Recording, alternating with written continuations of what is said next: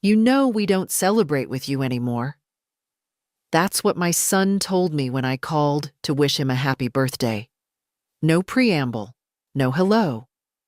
Just that flat sentence, like a door slammed shut in my face. I stood there with the phone in my hand, the afternoon light slanting across the kitchen counter, and for a second, I couldn't even breathe. 51 years I've been his mother, and somehow, I became someone they decided to uninvite from their lives. I didn't say anything clever back, didn't cry, didn't beg, just said, "All right," and hung up. I sat down at the table, the one I used to bake birthday cakes on when he was little, and stared at the chair where he'd once insisted on sitting cross-legged like it was his throne. I remember him at 6, face smeared with frosting, laughing so hard he hiccuped. The noise, the mess, the way he used to lean into my side when he was tired. I remembered it all. I just hadn't realized he'd stopped remembering too. I boiled water for tea I didn't want and watched the steam rise like a ghost. My hands were shaking, not from anger, not even grief. Something colder, something deeper. Maybe a kind of knowing that I had tried too long to pretend I didn't already know. That they don't see me anymore. Not really.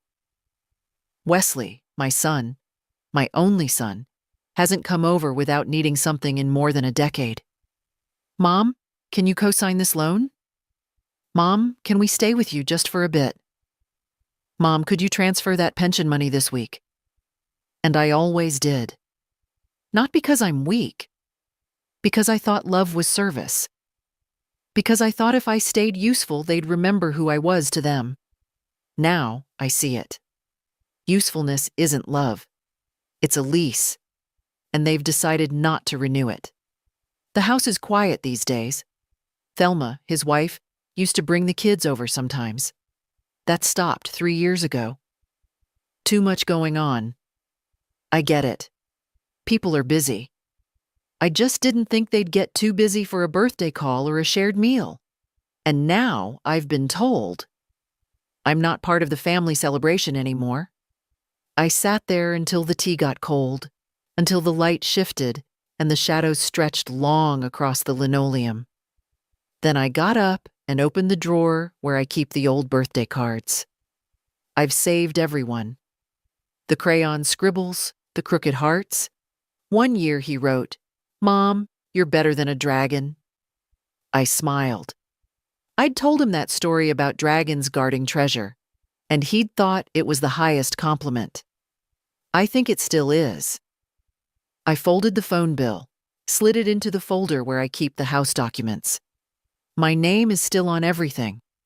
They've hinted over the years about putting things in order, about safety, about transitioning the property.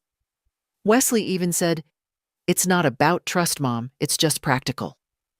I nodded then, but I won't nod now.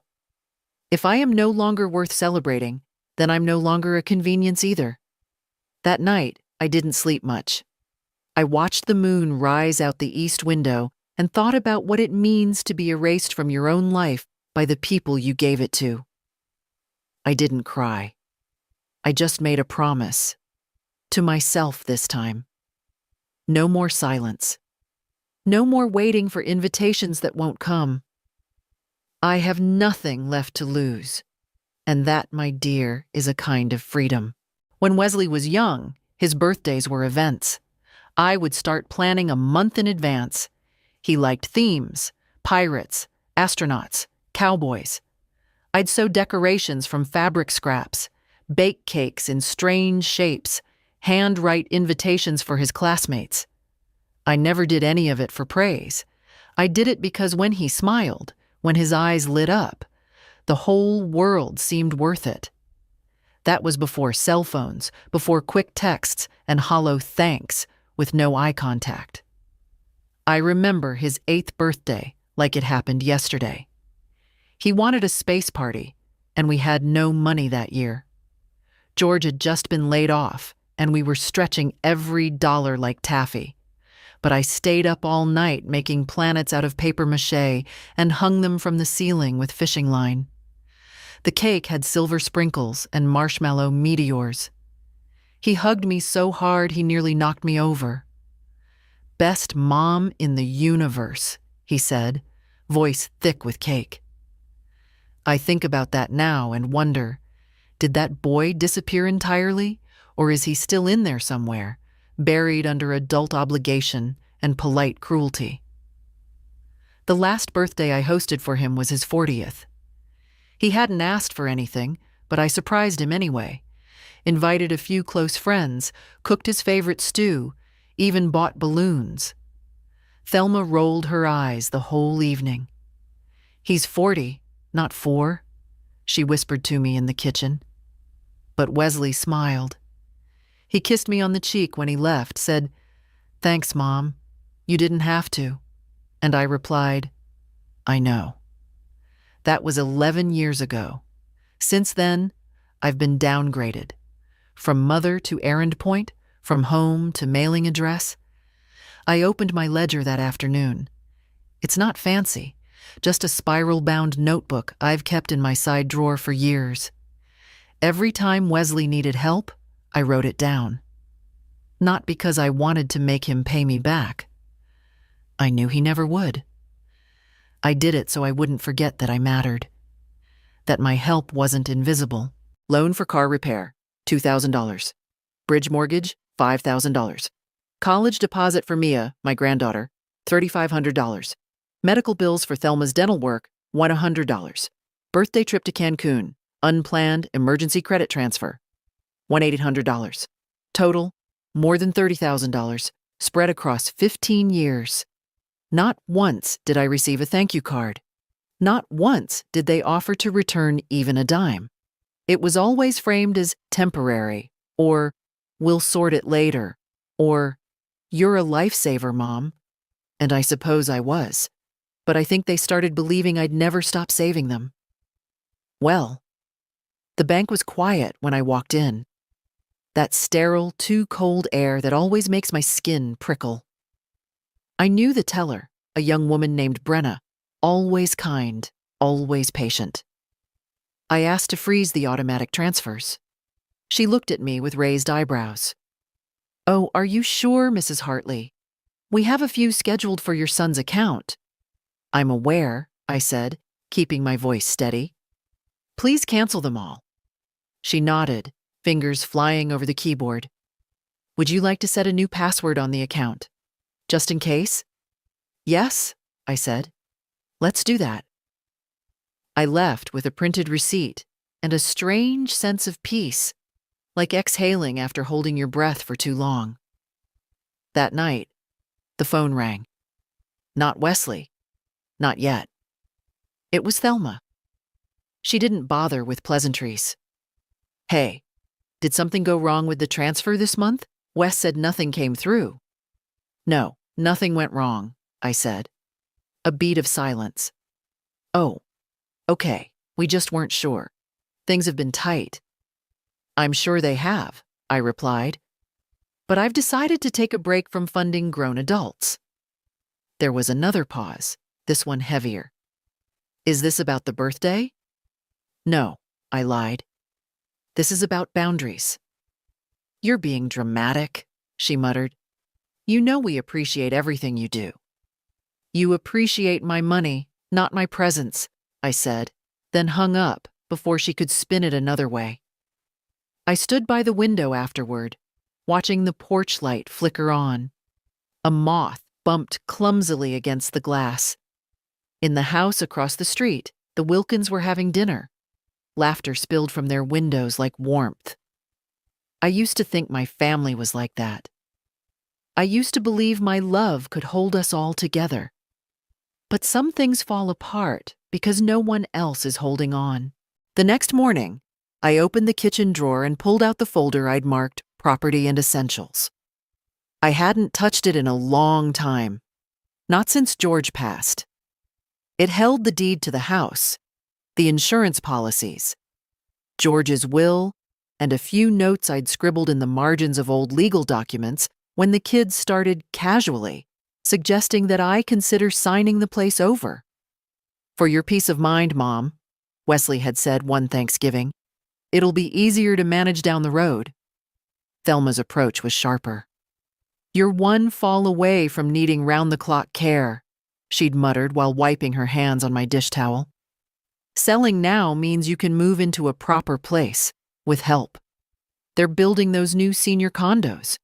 It wouldn't be a bad thing." I smiled then, said I'd think about it.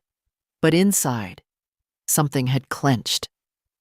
I've lived in this house for 42 years. I brought my son home from the hospital to this house. I nursed George through his last months under this roof. Every corner knows me. The chip in the tile by the fridge. I dropped a casserole there the day I found out George's cancer was back. The scratch on the living room floor, Wesley made that dragging his science fair volcano too fast across the hardwood. This house remembers what my family has forgotten. I placed the folder on the table and sat down with a pen. I wrote a note addressed to no one in particular. This house is not up for negotiation. Not now. Not ever. I folded it and slid it inside the deed. Then I picked up the phone and called my lawyer. Andrew Morrison has been our family attorney for 20-some years. He helped with George's will and my living trust setup. He's about Reed's age, maybe younger, but smart, quiet, respectful. He didn't ask questions when I said I needed to make an appointment. Just said, "Tomorrow morning, 10 a.m. I slept better that night than I had in months.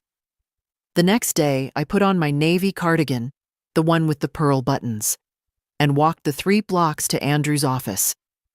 He greeted me with a firm handshake and a kind smile. "What can I help you with, Mrs. Hartley?" I sat across from him, my bag on my lap. "I want to adjust my trust," I said. "And I'd like to make sure no one can touch this house while I'm alive." His expression didn't change. No raised eyebrows, no patronizing tone, just a nod and a flick of his pen. "I can set that up with a life estate clause. You keep full control until your death. Then the property transfers according to your wishes." "And I'd like to revise those wishes," I said. "The current beneficiaries. I need to make changes." "Understood," he said. "Who would you like to name instead?" I thought about that for a moment. Reed's face came to mind. The way he looked at me last Christmas when I told him the story about George's fishing trip. The way he listens. The way he sees me. "My grandson," I said. "Reed, he gets the house." Andrew made the notes. "And the accounts," I added. "I don't want anyone else accessing them without my written consent." "Done." "And Andrew?" "Yes?" "If anyone from my family tries to contest this, I want you to remind them that I wasn't dead when they stopped treating me like I was alive." He didn't blink, just nodded. When I left the office, the air smelled like fall, crisp, with a hint of burning leaves. I passed a bakery and bought a small cherry tart. I hadn't had one in years. I used to make them for George when we were first married. He'd eat 2 in one sitting, always complaining about the seeds but never leaving a crumb. I sat on a bench outside and ate it slowly, not thinking, just tasting, for once. That night, Wesley called. "Mom, we need to talk." "I bet you do," I thought. His voice was tight, controlled. The kind of tone people use when they're trying not to shout, but are already shouting in their heads. "I heard from the bank," Wesley said, "and from Andrew." Of course he had. "I see," I replied, folding laundry at the kitchen table. A towel, 2 pillowcases, a cardigan I'd meant to give to Thelma once. Now I thought I might keep it. "You froze the transfers and changed the trust without even talking to us?" "To you," I corrected. There's no us when it comes to my legal rights. He exhaled sharply. Mom, this is ridiculous. No, I said. It's overdue. There was a pause. I imagined him sitting at that pristine dining table of theirs, the one I helped them buy after the flood ruined their old place. I could almost hear Thelma in the background, whispering like a snake with a script. Tell her it's about her safety. Tell her she's confused. Tell her she needs help managing things. Wesley came back on the line. I don't understand what's going on with you lately. You don't? I asked, folding the last towel with precision. No, he snapped. You're acting like a stranger. A short laugh escaped me before I could stop it. Wesley, I've been a stranger to you for years.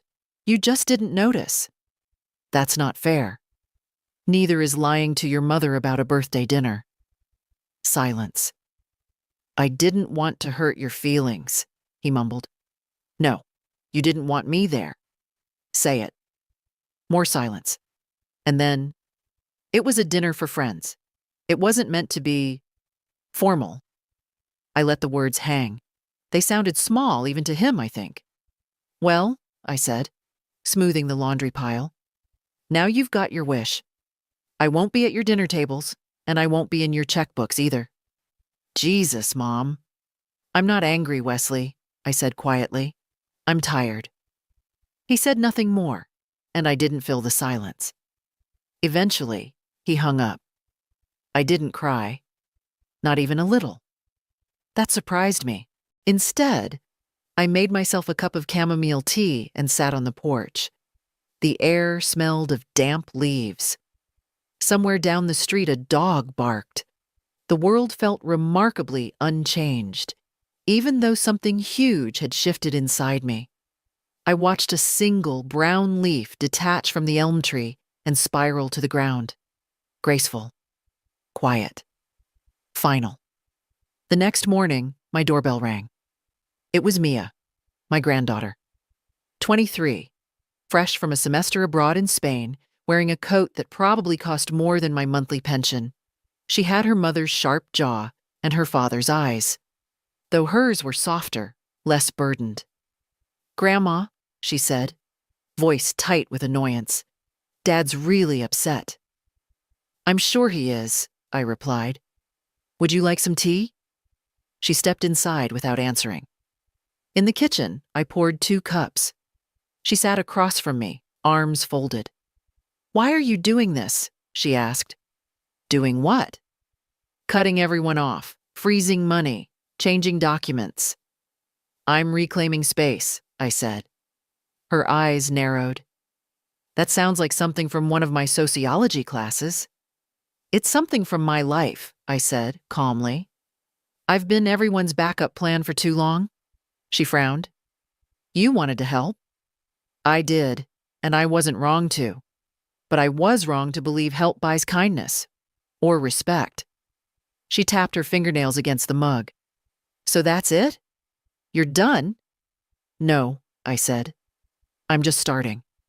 She scoffed, but it didn't feel cruel. More like confusion wrapped in youth.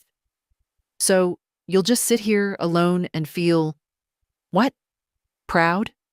No, I said. I'll sit here and feel free. She stood up, brushing imaginary lint from her sleeves. You're being selfish. I've been selfless for 50 years, I said. Maybe it's time. She left without another word. No hug, no goodbye. Just the soft slam of the screen door behind her. I didn't run after her. I didn't apologize. I just finished my tea, warm and quiet in my own kitchen. That afternoon, I took a walk. Nothing long, just around the block, slow and steady, my cane tapping a rhythm against the pavement. The trees were still holding on to their last colors, burnt gold and stubborn red. I paused outside the old Lambert house, now owned by a couple with 3 loud little boys.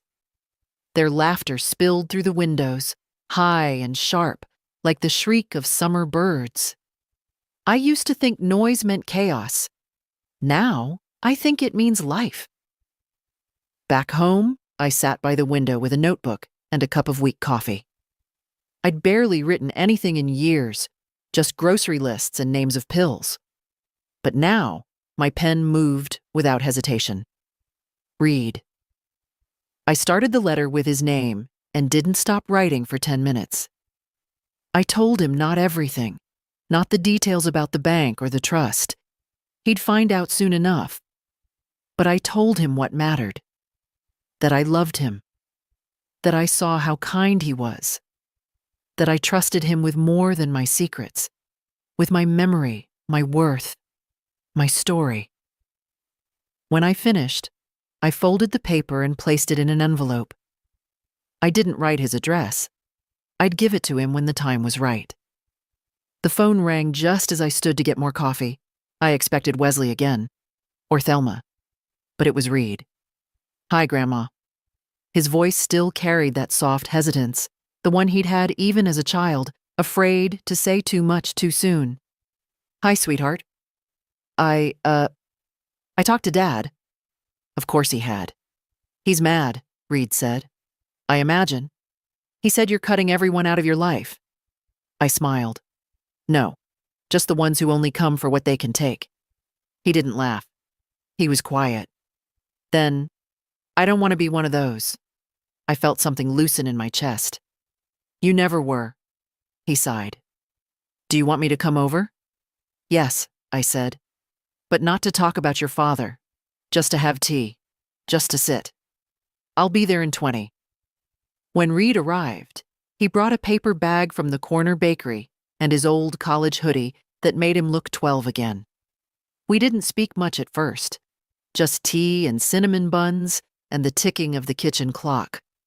Then he said, "You're not wrong, you know, about the way they treat you." I didn't answer.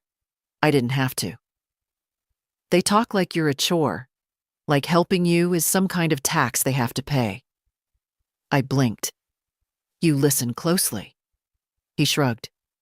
"It's hard not to when I care." I placed a hand over his. "You're the only one who's ever asked me how I feel without needing something after." He looked away, embarrassed. "You deserve better than them," he said, voice low. "I deserve better than I've allowed," I corrected. "But that changes now." He didn't argue, just nodded. Before he left, I handed him the letter. "Don't open it yet. But keep it." He held it carefully, like it might be fragile. "I will." When the door closed behind him, the silence didn't feel so heavy anymore. It rained the next morning. A slow, deliberate drizzle that blurred the edges of everything. I stood by the window, watching the drops race down the glass, each one dragging pieces of the sky with it. The house was still. Too still. But I didn't feel lonely. I felt paused, like something important was about to begin. At 10 o'clock sharp, I went to the lawyer's office. Andrew was already waiting, papers neatly stacked on his desk, a pen polished and placed precisely at the top. "We can formalize everything today," he said. "You'll retain life estate rights. The property goes to Reed upon your death. Non-contestable. The accounts will be locked with single signature authorization. Yours." "Good," I said. "Would you like to inform your son of this directly?" I looked at him. "No, I think the silence will speak louder." He nodded, then passed me the documents. I signed without hesitation. Not because I was angry. That part had passed. But because it was time. I'd spent too long living with one foot in someone else's plans. Now, both feet were firmly under my own roof. When I got home, I placed the signed copies in the fireproof box I keep under my bed. Alongside them, I tucked a short letter to myself. "You've done what they never expected. You chose yourself. That's not betrayal. That's survival." The doorbell rang mid-afternoon. For a moment, I thought maybe Reed had come back, but when I opened it, I saw Thelma. Her umbrella dripped all over the porch, and she was already frowning. "Can we talk?" I stepped aside. "Come in." She didn't take off her coat. She didn't sit. Just stood near the kitchen doorway, as if afraid the house might trap her. "I heard about the trust," she said. "From Wesley. I imagine he's having a difficult week." She scoffed. "You're being unreasonable." "I'm being clear. Cutting us out of everything." "I didn't cut anyone," I interrupted. "You walked away. Years ago." She crossed her arms. "You're overreacting. This whole thing with the birthday dinner." "Don't," I said, voice low. "Don't pretend that was an accident. You and Wesley lied. You excluded me. And I'm done pretending that didn't happen." "I was trying to protect the evening," she said. "It wasn't the place." "To include the woman who raised your husband? Who helped pay your dental bills? Who watched your kids when you were busy?" Her face flushed. "This isn't about money." "No," I said. "It's about value. And I finally understand mine." She looked around the kitchen like it might help her argue, like the faded curtains or the scratched countertops would suddenly make me smaller. "I just don't get why you're doing this now," she said, voice thinner. "Because I've finally remembered who I am." Thelma shook her head. "Wesley won't let this go. He doesn't have to let it go. He just has to let me go." She didn't have an answer for that. She turned and walked to the door, her steps sharp against the floor. "I hope you know what you're doing," she said before leaving. "I do," I said, for the first time in a long while. When the door closed, I exhaled. The kitchen was still warm with the smell of morning toast. I poured myself a fresh cup of coffee, black this time, no sugar, strong, just how I like it. Later that evening, I pulled down the box of old photos from the top shelf of the hall closet.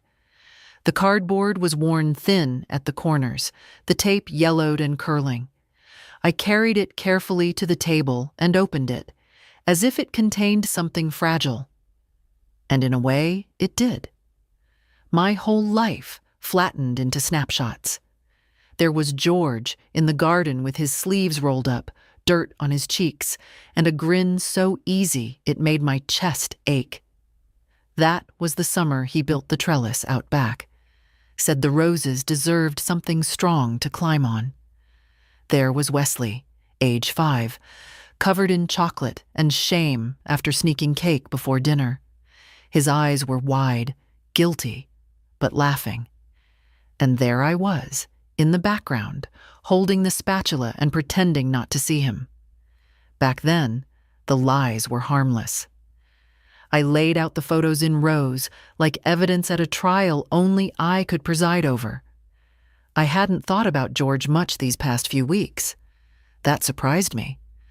But now, seeing his face again, I heard his voice as if he were in the room. "Don't let them turn you into a pocketbook with a pulse," he'd said once. He'd laughed, but his eyes had been serious. George had a quiet way of seeing things before I did. He'd warned me, gently, about the way Wesley and Thelma leaned on me. "They love you, Joe," he'd said. "But they take, too. You need to remind them you're a person." I didn't listen then. Not really. I told myself I was just helping, the way parents do. I thought love was supposed to cost something. And it does. But not like this. Not your whole self. I picked up one of the older pictures. The day George and I signed the papers for this house. He wore a new tie. I wore lipstick I never liked. We looked like people who believed in something permanent. I wonder what he'd say now. I think he'd be proud. Maybe not of the rift in the family, but of the fact that I finally stopped sacrificing myself to preserve it. After dinner, I wrote him a letter. I hadn't done that in years. "George, they finally pushed me too far. And this time, I didn't flinch. I remembered what you said, that letting people drain you dry isn't love, it's slow disappearance. So I stopped disappearing. I said no. Not loudly. Not cruelly. Just finally. I wish you were here. You'd laugh at how Wesley's scrambling. You always said he needed a firm hand. I gave it to him, love. Late, but steady. And for once, I feel like I can breathe. I folded the letter and placed it inside the photo box, right on top. The phone rang once that night. I let it go to voicemail. I wasn't in the mood for second chances dressed up as guilt. Instead, I lit a candle on the windowsill, something I used to do when George was away for work. Not to signal anything, just to remind myself the light was mine to keep. It was just after noon when I saw them. The neighbors across the street. The Wilkins. I'd known them since their youngest was in diapers. Now he was tall, clumsy, and mowing the lawn with one headphone in. They were having what looked like a casual Saturday lunch. The kind with mismatched plates and laughter through an open window. I sat with my tea, watching. Not out of envy, not anymore, but from a place of stillness. Observation. There was something about their rhythm, the ease between them. I couldn't remember the last time my house had that kind of noise. I used to blame myself. Told myself I hadn't done enough. Hadn't been soft enough. Hadn't pushed hard enough. All of it. Swirling like fog in the back of my mind. But watching the Wilkins, I saw it clearly. They chose each other, again and again. That's what made it work. Not blood, not duty, choice. And my family? They'd chosen distance. They'd chosen me only when I was useful. That's not family. That's convenience. Later, I swept the back porch, an old habit I'd abandoned. The broom felt good in my hands. Solid. Familiar. I used to do it every Saturday, like clockwork, when George was alive. He'd tease me for sweeping dust into the wind, but he always brought out a chair and kept me company. Halfway through, I noticed something under the bench, an old pair of garden gloves, stiff with age. I picked them up, turning them over. Inside one was a folded note, yellowed with time. George's handwriting. Joe, don't forget, the roots run deep, even when the surface looks dry. I sat down on the step, gloves in my lap. I must have read that note a dozen times. He'd written it during one of our fights with Wesley, back when he was still living at home, bitter and restless and loud. George had tucked the note into my gloves before I went to prune the roses. I'd forgotten, or maybe I hadn't been ready to understand it. Now I was. The roots run deep. I spent the rest of the afternoon in the garden. The roses were tired, overgrown. I trimmed carefully, the way George taught me. Always at an angle, always with respect. You don't just hack at something that blooms, you shape it, guide it. By sunset, I was sore and dirty and completely satisfied. I made myself a simple dinner, eggs and toast, and sat by the back window while I ate, watching the last of the light stretch across the yard. And then, for the first time in months, I laughed. Not because anything was funny, but because I felt light, clear, like maybe I was starting to come back to myself. He showed up the next morning, just after 10, without calling first. I saw his car pull up too fast, tires skidding slightly as he parked. Wesley always drove like he was racing against time, even when he had nowhere to be. I didn't open the door right away. I made him ring the bell twice. Old instinct, maybe. Or maybe I just wanted to remind him this house isn't a hallway he gets to walk through uninvited anymore. When I finally opened it, he was already fuming. "We need to talk," he said. "I assumed that's why you're here." He stepped inside without waiting. He always used to do that, Even as a child, he'd barrel into rooms like air itself owed him space. I didn't offer him coffee. I didn't ask how he was. I just sat in my chair by the window and waited. "You've made things very difficult," he started, pacing like a lawyer rehearsing closing arguments. "With the trust, with the accounts, with the silence." "I haven't been silent," I said. "You've just stopped listening." His mouth pressed into a line. "Look, I know we've had tension, but freezing us out? That's not the answer." "No," I said, calm. "It's the result." He stopped pacing. "What does that mean?" "It means when you ignore someone long enough, they eventually learn to live without you." He ran a hand through his hair, already thinning. "This is about the birthday, isn't it? It's about years of birthdays, and holidays, and quiet dismissals, and we'll call you soon, and we can't make it this time, and we forgot." His jaw clenched. "We have lives, Mom." "So do I said. He laughed bitterly. "You sit in this house and water dead plants?" "No," I said. "I water roots that are still mine." For a second, he looked like he might cry. But pride got there first. It always does. "We needed your help," he said, quieter now. "You were part of our system." "That's the problem," I said. "I wasn't your mother. I was a system." He sat down then, on the edge of the couch, hands clasped between his knees. "I didn't think it would come to this. You didn't think I'd ever say no." He looked around the room, at the familiar furniture, the photos, the faded rug he spilled juice on as a boy. "Reed told me you're leaving everything to him." I nodded. "You're punishing us." "No," I said gently. "I'm protecting myself." He stood again, pacing slower now. "What do you want from me?" "Nothing," I said. "That's the point. I'm done asking." He stopped in the middle of the room. "So that's it?" "Yes," I said. "That's it." He looked at me like he didn't recognize the shape of my face anymore. "I used to be your son." "You still are," I said, "but I am no longer your supply." He didn't slam the door when he left.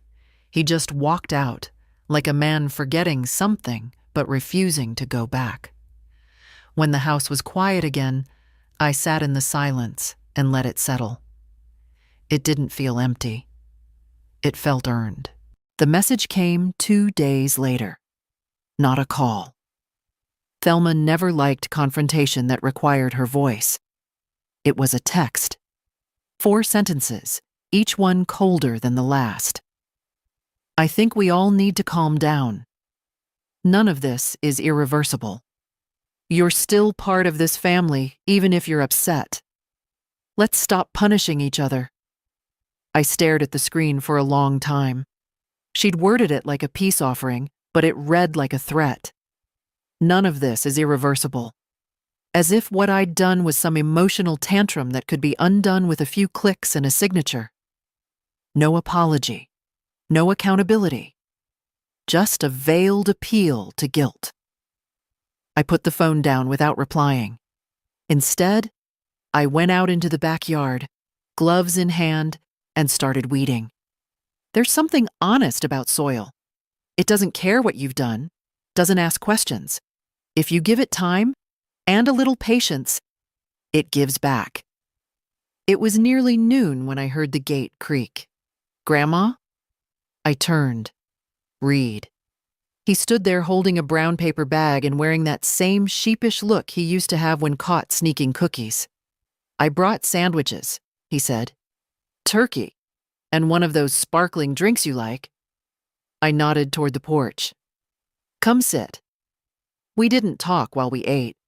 Just the sound of wrappers, the breeze through the leaves, a few crows gossiping overhead. After a while, he leaned back and said, "Dad's spiraling." I expected he might. "He thinks you're trying to erase him." "No," I said. "He erased me. I'm just acknowledging the blank space." Reed winced. "That's a rough thing to hear about your own dad." "It's rougher living through it," I said gently. He nodded, eyes on the horizon. They think you're being manipulated. By whom? Me? I actually laughed at that. You? You haven't even figured out how to fold fitted sheets. What power could you possibly have over me? He smiled, but it didn't reach his eyes. They don't understand this version of you, he said. That's all right, I said. I'm not sure I do either, but I like her. We sat there until the sun dipped behind the fence, the light catching the edges of the garden like gold in old hair. He helped me bring in the plates, rinsed them without being asked. Before he left, he turned and said, I read your letter. I paused. And? He looked down. It made me cry, but not in a bad way. I didn't say anything. I just hugged him, the kind that says, you're still my heartbeat in all this. When the house was quiet again, I checked my phone. Still no follow-up from Thelma. Good. She came over the next morning. Dorothy. We hadn't spoken in a few weeks. Not since that coffee date where she warned me, like she always did, with her signature tilt of the head and a hand on her hip. You're too good to them, Joe. Always have been. She didn't knock. Just let herself in through the side gate and tapped twice on the glass of the kitchen door. I opened it and said, Took you long enough. She grinned, handed me a bag of warm scones. You sounded different on the phone last week. I figured I'd give you room to bloom. We ate at the table, scones split, butter soft. She watched me like a woman waiting for a confession. Well, she said finally, wiping crumbs from her sweater. You did it. I did. Cut them off? Cut the ties that cut me first. She raised her eyebrows. And how do you feel, Queen Joan? I smiled. A little scared. A little like I've been wearing someone else's shoes for 50 years, and I finally took them off. She nodded. It's strange, isn't it? Reclaiming yourself. People think it's loud. It's not. It's quiet as a breath. We sat in the silence that only real friends can keep without guilt. Then she said, I always wondered when you'd stop being their yes woman. I looked at her, curious. Why didn't you say something? I did, she laughed. Every year since 2009. I chuckled. Fair enough. Dorothy was one of the few people who knew the full picture. How Wesley had come, slowly at first, then regularly, always with needs dressed up as emergencies. How Thelma used guilt like thread, stitching herself into my finances, my routines. How birthdays turned to transactions. Holidays to obligations. You didn't just say no to them, Dorothy said. You said yes to yourself. That's the part people miss. I nodded, feeling that truth settle somewhere in my chest like a warm stone. Later, after she left, I sat on the porch again. My world had grown smaller, yes, but not emptier. Just refined. Dorothy had left a note with the scone bag, folded neatly. Proud of you, woman. Proud like rain loves the roof it lands on. You're home now. I tucked it into my kitchen drawer next to the garden gloves. That night, I slept without dreams. He knocked this time. I knew it was him before I even looked through the window. There's a rhythm to how a person knocks. His was too loud, too fast, like he was still a boy demanding to be let in after breaking curfew. I opened the door slowly. Reed stood there, rain on his jacket, eyes uncertain. In his hands was a cardboard box. Small, light. The kind you'd use when you don't know whether something is precious or disposable. I went through the garage, he said. Found some things. I stepped aside. Come in. He put the box on the kitchen table, brushed water from his sleeves. For a minute, we just stood there. 2 generations between silences. Then he lifted the lid. Inside, an old pair of binoculars George used to take birding, a stack of faded recipe cards in my handwriting, a broken music box that used to sit on Wesley's dresser, and a small, leather-bound album I didn't recognize. He passed me the album. "Photos," he said. "From the cabin, I think. And before I was born." I opened it slowly. There we were, George and I, newly married, faces sunburnt and stupid with love. Wesley, maybe 7, grinning wide with a tooth missing. And one of all 3 of us by the lake, George holding a fish and me holding a sandwich, and Wesley trying to splash us both. I hadn't seen those photos in years. "They almost threw this out," Reed said quietly. I looked up. "Who?" He hesitated. "Dad. Thelma. They were cleaning out the garage last weekend, and I saw this in the donation pile." I closed the album gently. "Of course they were." He sat down across from me, his shoulders tight. "I'm sorry," he said. "I didn't ask for what. I didn't need to." "They don't talk to me much anymore," he added. "Because you're kind to me." He nodded. "I told them it wasn't right," he said. "That you deserved better. That we all owe you more than just memory." I reached across the table, took his hand. "You owe me nothing. You gave me something real. You showed up." His throat moved, a swallow of things he wouldn't say out loud. "I don't know how to fix them," he said. "You can't," I replied. "They chose this." We sat for a while, the rain ticking gently against the roof, the smell of old paper and cold coffee between us. Then he asked, "Are you angry?" I thought about that. Really thought. "No," I said. "Not anymore. I'm disappointed. I'm sad. But mostly, I'm done pretending." He exhaled like that gave him permission.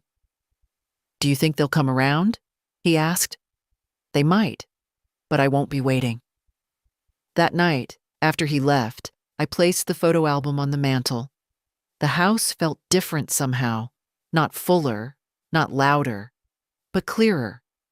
Like I could finally hear myself think. It had been years since I did something just for the pleasure of it, not out of duty, not out of tradition, not to keep a promise or fill a silence, just because I wanted to. So I went to the cafe on Oak Street, the one with the chipped tables and the piano no one plays. I used to walk past it on my way to the bank, always meaning to stop in, never actually doing it. Too busy. Too tired. Too many reasons.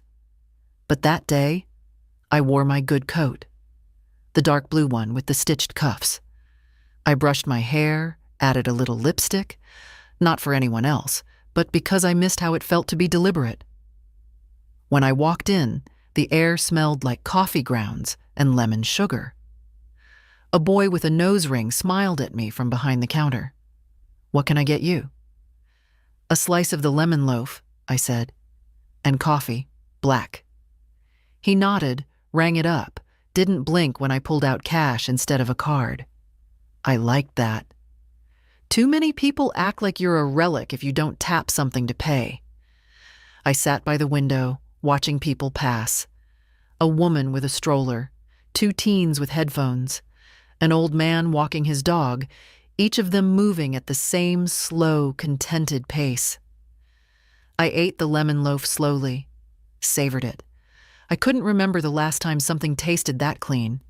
It wasn't fancy, but it was mine. My money, my decision, my joy. Later that week, I went to the community theater. Alone. I'd seen the flyer at the post office. Steel Magnolias, 1 weekend only. The kind of thing I used to love but hadn't dared go to without someone on my arm. But now, I figured I'd earned the right to go anywhere, arm or no arm. I wore my mother's brooch, sat 3rd row from the front. The lights dimmed and the room hushed, and for 2 hours I didn't think about trust funds or frozen bank accounts or who had stopped calling me. I just sat there and let the story soak in. At intermission, a woman beside me said, "You came alone?" I nodded. "Good for you," she said. "Wish I had the nerve." I smiled. It's not nerve. It's clarity. When the show ended, the cast took their bows, and I stood with the rest of the crowd. I clapped until my hands stung, not just for them, but for me, for showing up, for staying, for returning to myself. I walked home in the cool night air, the stars faint but present. I took the long way, past the bookstore George used to haunt, past the lot where Wesley broke his arm falling off his bike. So many landmarks of a life I once built for others. Now I walk past them, like a traveler, remembering, not regretting. When I got home, I took off my shoes, poured myself a glass of water, and sat in the dark for a moment. No noise, no motion, just me. And I realized something. I wasn't lonely. I was alone. There's a difference. And I had never felt it so clearly. I wrote him a letter, not out of anger, not out of grief, out of something simpler. Completion. There were no accusations in it. No lists, no tallies, no flashbacks meant to wound. Just the truth. The kind that lives in quiet spaces between people who've stopped pretending. I addressed it to Wesley, not my son, because that's what this was. A letter from one adult to another, from one soul to another, stripped of the roles we failed to fulfill for each other. Here's what I wrote. You don't owe me love. That's not how love works. It can't be traded, bargained, expected into existence. But I don't owe you silence. For years, I thought being a good mother meant being available, being agreeable, being ready with money, advice, food, forgiveness, on demand, no matter the cost to me. And I paid. Willingly, repeatedly. I paid with time, with health, with the dimming of my own name. But something shifted. And no, it wasn't the birthday. It wasn't a single slight. It was years of shrinking to fit into a space where I was only wanted when I was needed. You made a decision. Many of them, actually. You chose to withhold kindness. You chose to let me disappear from your life by inches while still reaching out your hand when something was needed. That's not a relationship. That's a resource extraction. So I made a decision too. I chose to stop disappearing. That doesn't mean I hate you. It doesn't mean I wish you harm. It means I'm not offering myself up anymore for the illusion of closeness. You don't want me. Not really. You want the memory of me that was useful, passive, compliant. That woman is gone. There's a new one now, one who walks alone, eats lemon cake at cafes, goes to the theater without a chaperone, laughs with neighbors and sleeps without waiting for the phone to ring. I don't need your apology. I don't even need your understanding. But I do need space, and dignity, and the peace that comes from finally choosing myself. Joan, I folded it, sealed the envelope, and left it unmailed. Not out of hesitation, just I didn't feel the urgency anymore. I'd said what needed saying. Sometimes the power isn't in being heard. It's in knowing you've spoken. That evening, I sat in the backyard again, a blanket over my knees, cup of tea in hand. The roses were blooming late, stubborn little things pushing against the season's edge. I admired them for that, for refusing to wilt on schedule. I watched the wind move through the trees, not loud, not fast, just steady, certain. And I thought, I have no more arguments to win, no more dinners to beg for, no more calls to wait on. I have a house, a name, a life. And finally, I have myself. Morning again. Light filtered through the curtains in thin golden lines, laying across the kitchen floor like memory. I moved slower these days, not from weakness, from intention. I poured the water, measured the tea, sat down at the table like I had somewhere to be. And I did. Here, with myself. No calls. No knocks. No emergencies disguised as affection, just the gentle hum of the refrigerator, the birds outside the window, and the sound of a life realigning itself into something honest. I put on the radio, not loud, just enough to fill the corners. Classical. Something with strings. It reminded me of Sunday mornings with George, how he used to sway gently while frying eggs, like he thought the music couldn't work without his body lending rhythm. I smiled. The paper was still folded beside my plate. Headlines I didn't care for. Weather I already knew by the scent of the air. I skipped the front page, flipped straight to the crossword. Halfway through my second cup, I heard a knock. Not at the front door. At the side. The kitchen entrance, where people who know you best come in. I opened it and found Reed. No box, no errands. Just him. "I was walking past," he said. "Thought I'd see if you were up." I gestured to the table. "I'm always up. Come in." He sat, helped himself to tea. No need to ask. That's the thing about people who truly know you. They don't knock to perform. They knock to arrive. We talked about nothing important. A neighbor's dog, a bakery that closed. The way birds always seem to know when winter's coming, even before the calendar does. Then he asked, "Do you miss them?" I didn't lie. "Sometimes." "Would you take them back?" I stirred my tea. "Not as they were. Not if the price is erasure." He nodded. "I think they thought you'd come around." "I did," I said. "Just not the way they meant." He smiled. Not wide, not forced. Just the quiet smile of someone who's seen you walk through fire and come out warm. When he left, I walked him to the gate. He kissed my cheek. "See you soon," he said. And I believed him. Inside, I sat down again, the crossword unfinished, the sun higher now. I looked around at everything that was still mine. The chipped mug, the ticking clock, the silence I no longer feared. They shut their door on me. That much is true. But I opened one for myself. And what I found on the other side was not bitterness. It was space. It was calm. It was me. So if you've been waiting to speak, to stand, to finally draw the line they keep crossing, let this be your sign. You're not selfish.